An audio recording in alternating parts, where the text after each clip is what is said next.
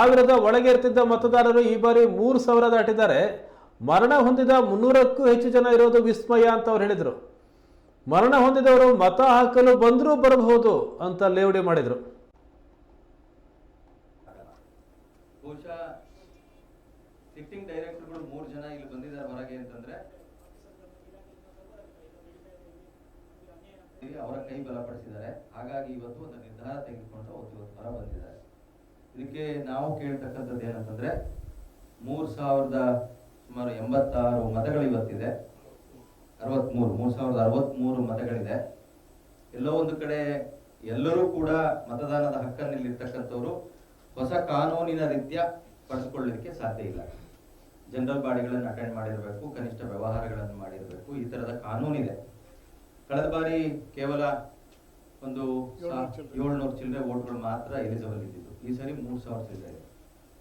ಒಂದು ಅಚ್ಚರಿ ಸಂಗತಿ ಅಂದ್ರೆ ಈ ಬಾರಿ 10 ವರ್ಷ, 5 ವರ್ಷ, 7 ವರ್ಷಗಳ ಹಿಂದೆ, 20 ವರ್ಷಗಳ ಹಿಂದೆ ಇಹಲೋಕವನ್ನ ತ್ಯಜಿಸಿದಂತಹ ಮಹನೀಯರು, ಗಣನೀಯರು ಮತ್ತು ಈ ಸಂಸ್ಥೆಯ ಅಭಿವೃದ್ಧಿಗೆ ಅತ್ಯಂತ ಸಹಕಾರವನ್ನ ನೀಡಿದಂತವರು ಕೂಡ ಮತದಾರರ ಪಟ್ಟಿಯಲ್ಲಿದ್ದಾರೆ. S, ಕರಿಯಣ್ಣವ್ರದಿದೆ, ತಿಮ್ಮಯ್ಯನವ್ರದಿದೆ, MC ಮಹೇಶ್ವರಪ್ಪನವ್ರದಿದೆ, Ballekere ಹನುಮಂತಪ್ಪನವ್ರದಿದೆ. ಅದಕ್ಕೆ ಶಾಶ್ವತ ಮತದಾರಲ್ಲ, ಅವರ ಕುಟುಂಬದವರಿಗೆ, ಅವರ ಅಭಿಮಾನಿಗಳಿಗೆ ರಿಕ್ವೆಸ್ಟ್ ಮಾಡೋದೇನಂದ್ರೆ 12ನೇ ತಾರೀಕು ಅವ್ರು ಬರ್ತಾ ಇದ್ದಾರೆ, ದಯಮಾಡಿ ಬನ್ನಿ ಅಂತಕ್ಕಂಥದ್ದನ್ನ ಅವರನ್ನ ನೋಡ್ಲಿಕ್ಕೆ ಬನ್ನಿ ಅಂತ. ಈ ಮತದಾರರ ಪಟ್ಟಿಯನ್ನ ಮಾಡಿರ್ತಕ್ಕಂಥವ್ರು ಯಾರು? ಇದ್ರ ಬಗ್ಗೆ ಈ ಒಂದು ತಂಡ ದೂರನ್ನ ಸಲ್ಲಿಸ್ತಕ್ಕಂತಹ ಒಂದು ಕೆಲಸವನ್ನು ಕೂಡ ಮಾಡ್ತಾ ಇದೆ. ಅದಕ್ಕೆ ಸಂಬಂಧಪಟ್ಟಂತಹ ಒಂದು ವೆರಿಫಿಕೇಶನ್ ಅನ್ನ, 100 ಮತಗಳನ್ನು ಈ ರೀತಿ ಸತ್ತೋದಂತವ್ರನ್ನ,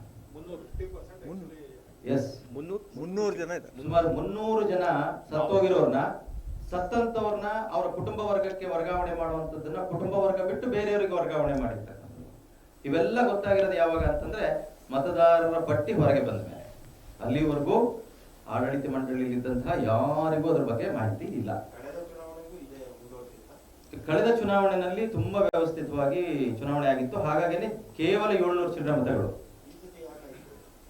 ಅದನ್ನೇ ಪ್ರಶ್ನೆ ಮಾಡ್ತಾರೆ ಅದು ಗೊತ್ತಾಗಿದ್ದೆ ಈಗ ಚುನಾವಣೆಗೆ ನಾವೆಲ್ಲ ಒಂದು ಟೀಮ್ ಆಗಿ ಮತದಾರರ ಪಟ್ಟಿ ನಮಗೆ ಹೊರಗೆ ಬಂದ ಮೇಲೆ ಗೊತ್ತಾಗಿದೆ.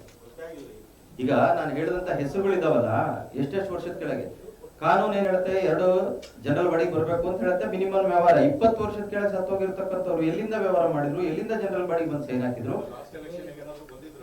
ಗೊತ್ತಿಲ್ಲ. ಕಳೆದ ಚುನಾವಣೆನಲ್ಲೂ ಏನಾದ್ರು ಬಂದು ವೋಟ್ ಹಾಕಿದ್ರು ಏನೋ ಗೊತ್ತಿಲ್ಲ, ಅಥವಾ ಜನರಲ್ ಬಾಡಿ ಟೈಮ್ ನಲ್ಲಿ ಏನಾದ್ರು ಬಂದಿದ್ರು ಏನೋ ಗೊತ್ತಿಲ್ಲ.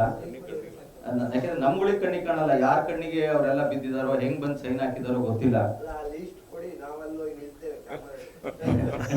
ಅಲ್ಲ, ಮತದಾರರ ಪಟ್ಟಿಯನ್ನ ಒಂದು ನಿಮಗೆ ಕೊಡ್ತೇವೆ.